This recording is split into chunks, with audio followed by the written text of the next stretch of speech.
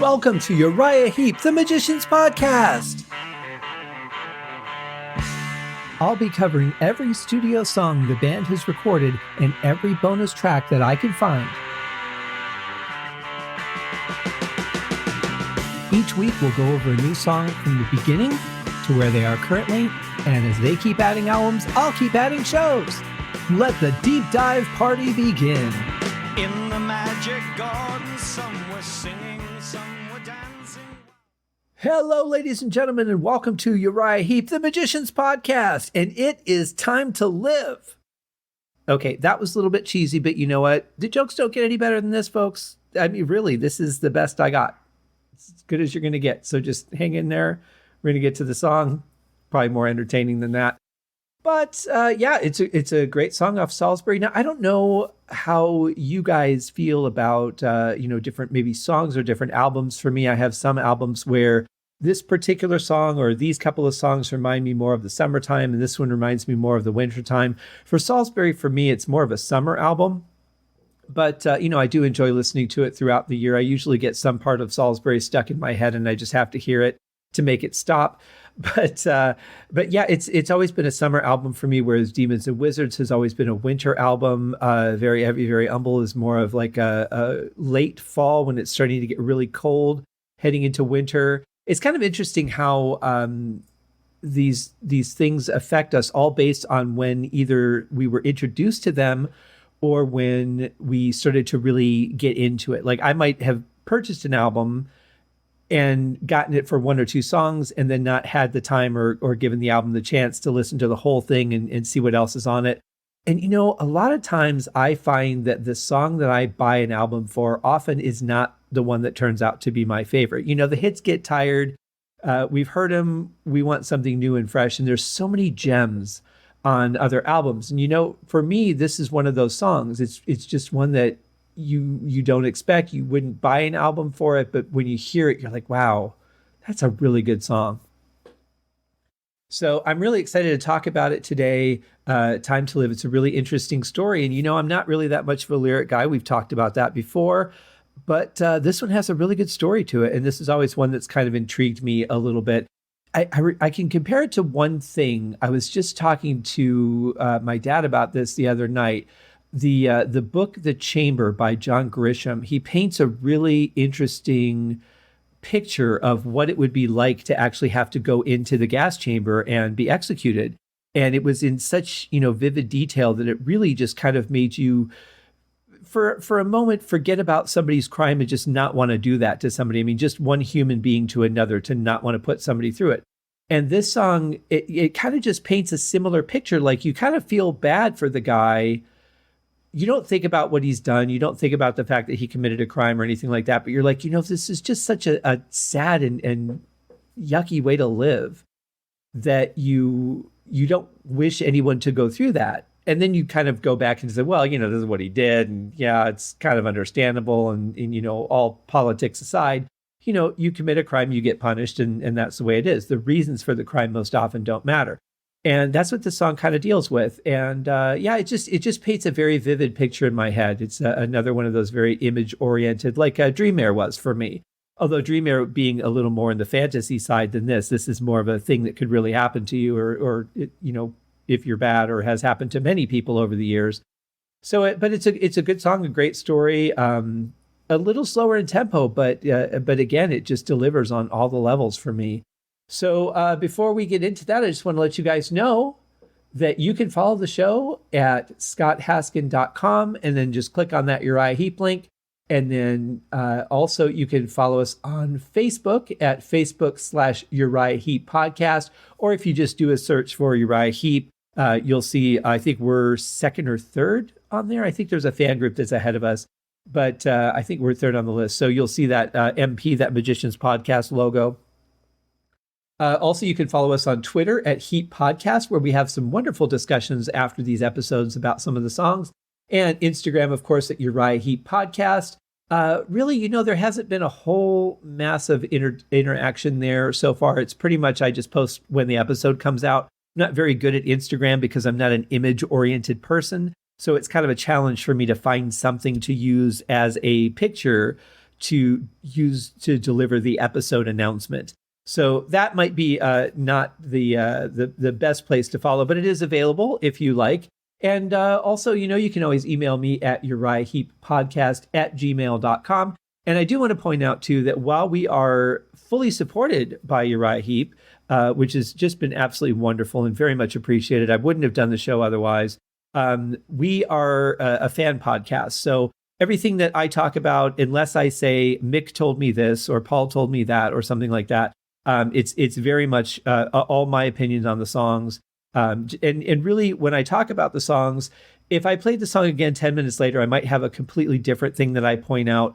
But everything is in the moment. As I'm hearing the song right now, listening to it through these headphones in this moment, sharing it with you, these are the things that I'm picking out. So the thing is with Uriah Heep, there's so many layers in these songs. There's so many things going on that you could listen to a song, you listen to it and then listen to it again and again and again, 10 different times, trying to pay attention to different things and still miss half of the things that were going on because they're just so crammed full of great content. So if I were to actually go through and talk about every single thing that happened, this show would be a couple hours long. No one would listen. and I would have stopped doing it after the end of the first album. So, but what's great is that, music is that free, that, you feel what you feel. And I had a friend of mine tell me a long time ago, if you really want to appreciate a piece of music, pick one instrument and just focus on that and listen to that song over and over and over again until you know every nuance of what that instrument does. And then you go to the next instrument and you do the same thing. And the next one, you do the same thing. I've even done that with some of my own music that I wrote years ago and found a new appreciation for it because I had forgotten some of the things that I had put into some of those songs, because not everything that you do is meant to be heard. Sometimes things are just meant to be felt or enhance another part. So they're not up very high in the mix. Like we talked about that little lick that Ken Hensley played in Bird of Prey. I think that could have been a little bit higher in the mix, but it was really just kind of like a gentle accent the way it was at that volume level. And maybe it wasn't intended to be noticed as much, but it was definitely felt. And I think sometimes that's just as important. A lot of times you really don't know what's layered in there until you start peeling away the onion, which most of the time you don't get to do. You don't get the individual tracks. You don't have access to the masters.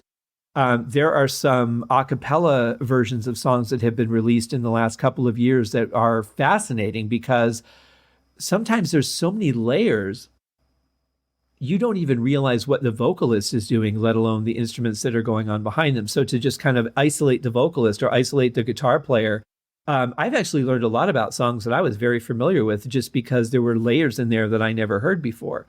So, some things are meant to be heard, some things are meant to be felt, some things are used to enhance or thicken or layer. It's really interesting the way that everybody approaches music. And Uriah Heep, with all these talented people, and all the full range of instruments, keyboards, synthesizers, electric guitar, acoustic guitar, good rich bass sound, a stunning range of vocals between the members. There's so much that they could do. And I'm really glad that they weren't one of those bands that said, all right, we're going to take 6 months off and we're going to meticulously plan this album. They just went in and did it and wrote the songs, and it feels so natural. The songs don't feel forced to me at all. They just feel like, here's what we felt, here's the moment we were in, and we polished it a little bit and we recorded it, and here it is on the album. Not, okay, we took this guitar note and we did a bend on this one because we didn't want the third note to sound this way, and then on the drums we did, there's so much overthinking that you can do in the writing process. And you can kill a great song by overthinking it. And equally, you can do the same thing in the mix. I've done that where I've just, mixed a song to death, and then the song has lost all of the heart that it had originally. And thank God we have the masters, so we can just go back and, kind of hit reset and start over again. But it's very easy to get carried away, just like I am right now in my long talk before we get to the song. So here, let's just start the song. Very important. And one last thing before we do, if you guys have a moment, I would very much appreciate if you would go on to Apple Podcasts, iTunes, those would be the preferred places, and leave a rating. You can leave a 1 to 5 star rating. Feel free to be honest. If you don't think the show is 5 stars, don't leave it a 5 star rating. If you think it's a 1 star, leave it a 5 star rating. No, I'm just kidding. Leave it a 1 star if that's what you think it deserves. But the idea is just to generate the knowledge that the podcast is out there. It's still fairly new. The band has been great about supporting it. Dave White, the webmaster, has been great about posting about every episode. And, Mick and Paul have shared as well. Thank you guys all very much. It definitely helps. The more people that see that the show is active, then obviously the more people are going to give it a chance. But one thing that's a big decider for a lot of people, if they're on the fence, I could listen to this or I could listen to that. A lot of times they go and see how many ratings there are. They go and see, what people are saying in the reviews. That they really do make a difference. I don't think they do so much on like Amazon. I think that people just have reviewed things to death there. And I don't know, unless there's a lot of negative reviews about something, I don't know how much people pay attention to that or like eBay seller feedback. If they have only, if they have more than a few transactions, obviously they're established. But when it comes to a podcast or an album too, go on there and leave some ratings for the Uriah Heep albums too. And a review, it would be great too. But even just the ratings help. So far, you need 5-star ratings to have it actually show up. And so far, we've got 4. So thank you guys to the 4 people that have done that. It's very much appreciated. If you guys have a moment, please at least give it a star rating. That would be awesome. And we can, get on the page and let people know that we're out there. So I figure if you guys enjoy this music, there's probably a ton of other people that would too. And maybe they would enjoy learning about it from the beginning and kind of take this journey through history as we're doing with Uriah Heep. So, all right, enough of my soapbox. Thank you guys very much. Let's get into Time to Live.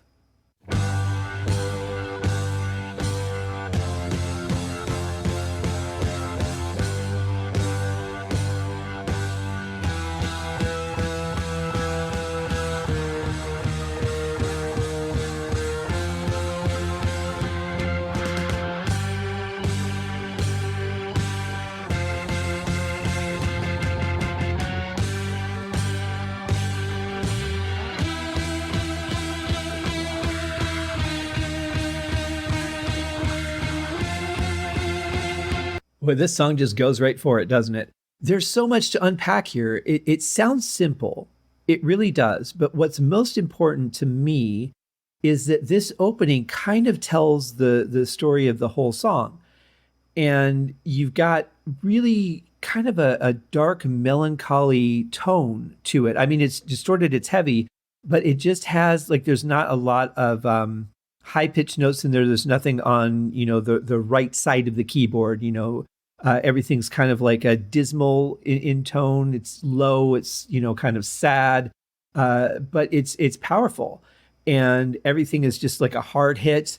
And but at the end, as it moves forward into this progression, it starts getting into the higher ranges, and it kind of says that maybe there's a little hope in here somewhere. And of course, it's easier for me to look back on it now because I know the story that's told in the song.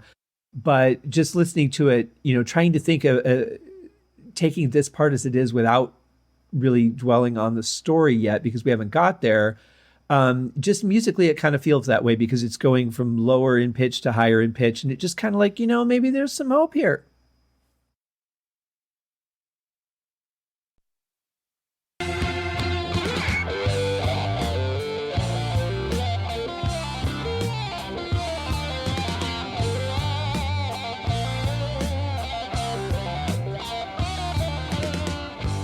What a well-crafted little section there from Mick. I mean, you wouldn't think in a song at this tempo, it would really work to have, fast guitar notes like that kind of playing, but it really does work. This is what I love about him, is he's such a master of this craft. If you had some other guitarist playing, a fast solo, a lot of times, like I've said so many times, it just takes you out of the context of the song. But everything with that rhythm and melody behind it, it just all works together so well. And it doesn't take me out of what's happening in the song. It doesn't take away from the first part of it. It's a great, powerful segue into the vocals starting. Let me see the sunshine. Let me feel the rain. Let me go where I wanna go. I wanna smell the flowers, see the dawn again, find those friends I used to know.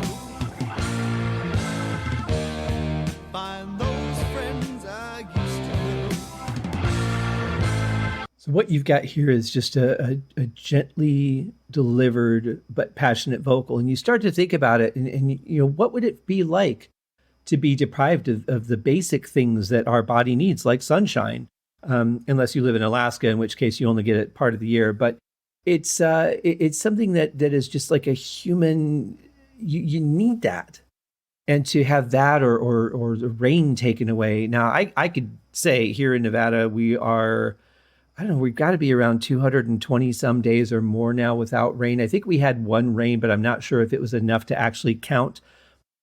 But this is the longest in the history we've been able to track that we've been without rain. So I can say that, to go outside and even, when you see a cloud and there's no rain, it really takes away from it. There's just endless sunshine, which is almost too much. And, you want to break up the monotony a little bit. You want nature to do what nature does and to be locked away and not even get a sense of what's going on in the outside world. Even if you have a window, it's not the same. You need that connection. So you could feel it's almost just a somber plea, almost like he's given up at this point. But let's see what happens in the next section. Well, I spent 20 long years in a dirty old prison cell. I never saw the light of day. If you could understand, that kind of living here, that's the price I have to pay.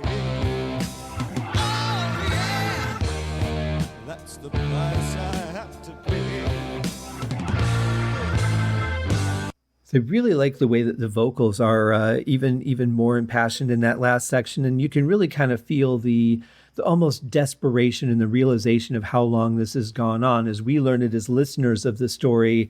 And we think, 20 odd years, that's a long time to be without any kind of sunshine. And you think, maybe a prisoner gets rec time, but, obviously not in this case. And it really starts to just really, man, that's just so long. I can't even fathom going a week without seeing the outside, let alone, a decade or 2 decades. And you really feel for the plight of the guy. But I also want to say that the music is so supportive here. Again, just those really quick chords, really great drumming. In fact, I love these fills that Keith is playing on the floor toms. I always thought that the floor toms kind of feel like they're low in register. They're not as punchy as a kick drum. So you've got a little bit like it's scraping the depths of the feelings. And so I really like what he's chosen to play through here. It's really good. And of course, I didn't mention this earlier, but there's some really great keyboard swells on the Hammond B3 coming from Ken Hensley that really kind of, bring out that raw emotion, that passion to break free of this horrible plight that this guy's living. Obviously he's a prisoner. He's done something wrong. We know that he's not been a good guy. But at the same point, you're like, is this too much punishment? And when you hear it from, that person's perspective, it really is kind of one of those questions it raises.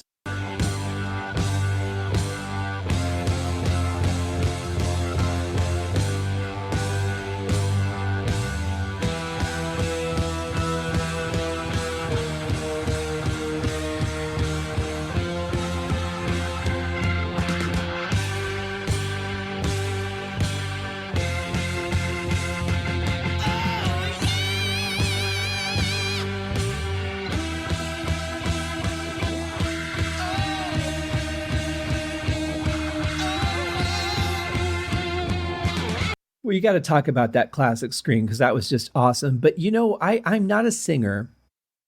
I'm a lyricist, and I used to sing, but I've never been, I guess, so relaxed as a singer to be able to throw in little things like we just heard, like "oh no," and just those little things that aren't lyrics.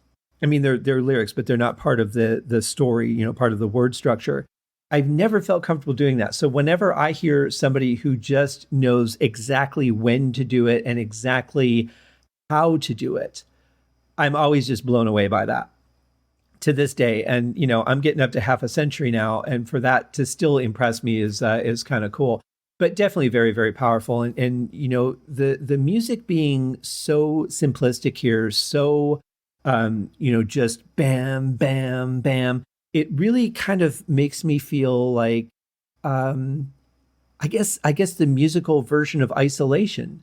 You're in this little zone and you're not straying outside of it at all. You're stuck in a cell and you can't do anything but hit these chords over and over again, and then maybe, change the pitch and hit them over and over again.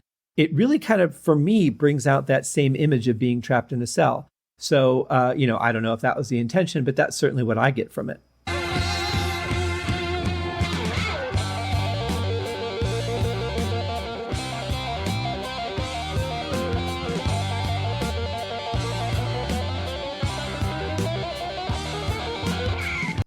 Good God, man, what a solo. I mean, that's just unleashing all the pent-up aggression and, the angst, and just beautifully done. And again, I say it all the time, but you wouldn't be able to find a lot of guitar players that would make that fit in a section like that. A lot of them would be going for something, probably more screechy and feedback, or something that's, out of context. But man, that just was beautifully done.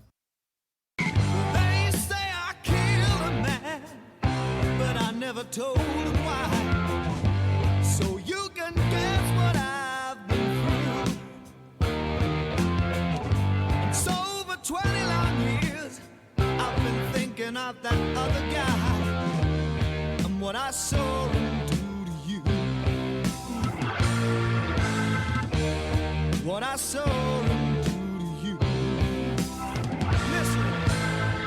So when tomorrow comes and I walk outside that door, try to understand straight. But if you smile and smile, I know I couldn't ask for more. I know I'd do it all again. Yes, I would. I know I'd do it all again.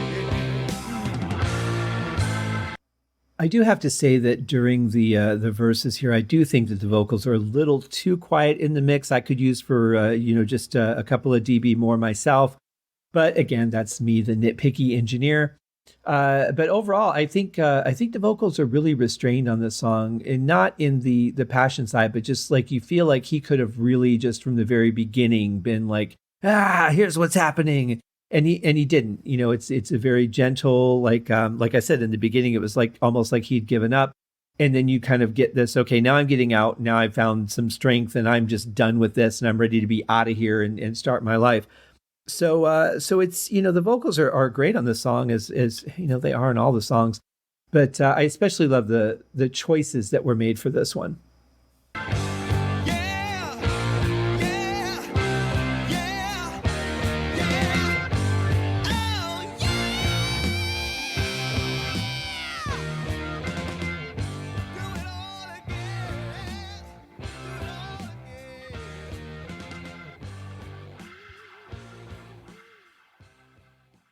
So as the song fades out, we've got the keyboard swells coming back in, and it just ends on a really powerful note, both in the story, I think, and the music.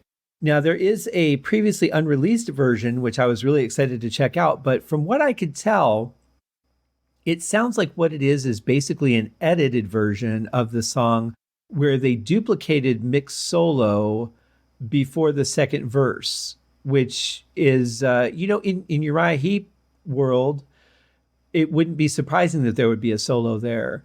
But it sounds like they just took the solo that he did before the last verse and then just duplicated it and put it there before the second verse. So I was hoping for something a little more, but that's most likely the studio doing that, or the record company asking for, something different. I don't know the ins and outs behind it.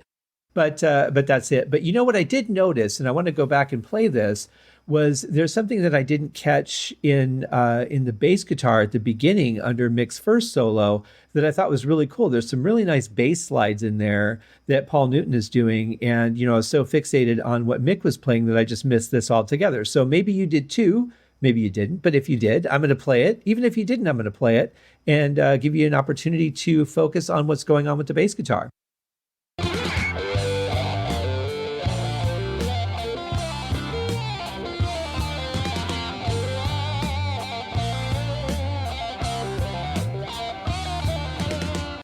Now, that could be one of those things that's really more designed to be felt than heard, but it really adds a little bit of something to the background. And I think because you're focusing, or I was focusing on the guitar solo, you just take the rest of the instruments for granted a lot of times when you're focusing on one thing like that. You just expect them to play on, to be supportive. But, there's a lot of times fun things that you can find going on if you can separate yourself from the excitement of the solo being played. And the same goes for keyboards or if it's a bass solo or whatever.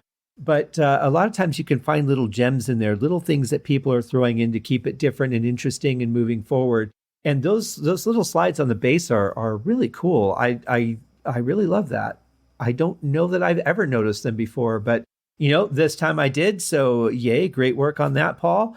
And that's the song. So I was hoping at least maybe the other version would have had maybe a different mix to it. Maybe the vocals would have been more in line with where I would have hoped they would have been. But it sounded like pretty much the same mix with just that other solo dubbed in. So, that's the song, guys. That is Time to Live. He's out, he's free, and so are we, thankfully, unless you're in prison listening to this, in which case you're not, but maybe one day you will be. That is the show, guys. Thank you very much for tuning in to another episode of Uriah Heep, the Magician's Podcast. I will be back tomorrow with another episode. And God, we're already halfway through Salisbury. Can you believe it?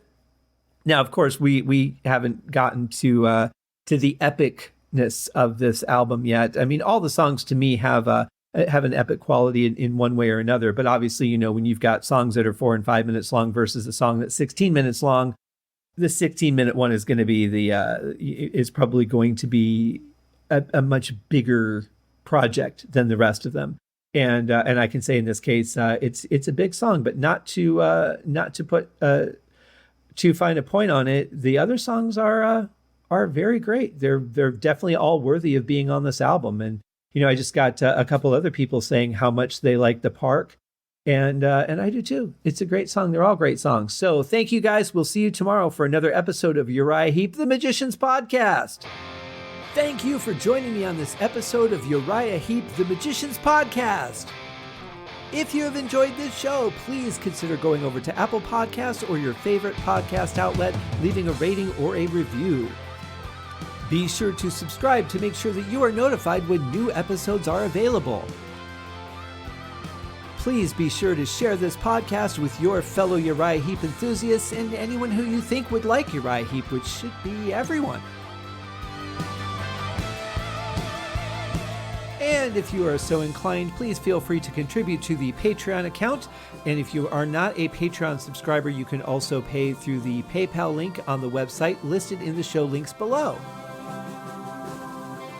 I would also like to thank Uriah Heep for their very generous support of the show. And thank you guys for listening. We'll see you in the next episode. Happy days!